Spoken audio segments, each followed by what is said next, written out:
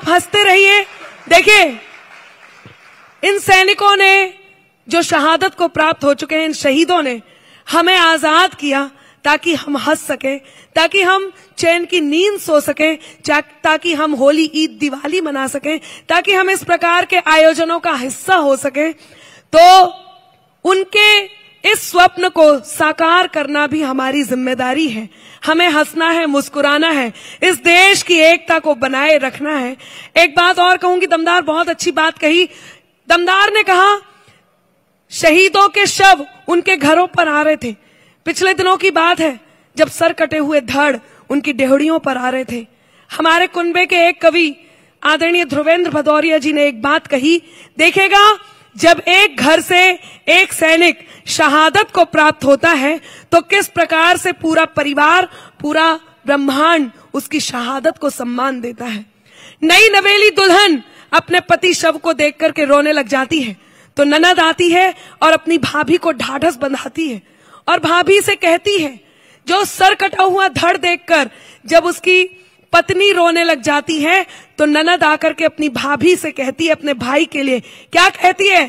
ध्रुवेंद्र जी कहते हैं कि दादी का दुलार भूला, बाबुल का प्यार भूला, मोतियों की माला मेरी आज तक न लाया है, होलिया के रंग भूला, दीपों की उमंग भूला, राखी का त्योहार बार बार बिसराया है।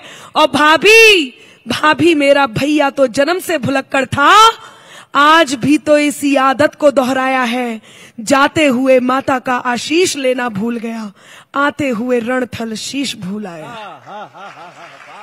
जाते हुए माता का आशीष लेना भूल गया, आते हुए रणथल शीश भूल आया। लेकिन देश बदल चुका है। अब ये देश वो देश नहीं रहा, अब ये देश बदल गया है। हमारे सैनिकों को पता है कि उनकी ताकत क्या है, क्या बदलाव आया। खुद की खातिर जीते थे, अब देश पे मरना सीख गए। तालियां तैयार रखना। और कहीं जोश को आमंत्रण देती हूं कि खुद की खातिर जीते थे, अब देश पे मरना सीख गए।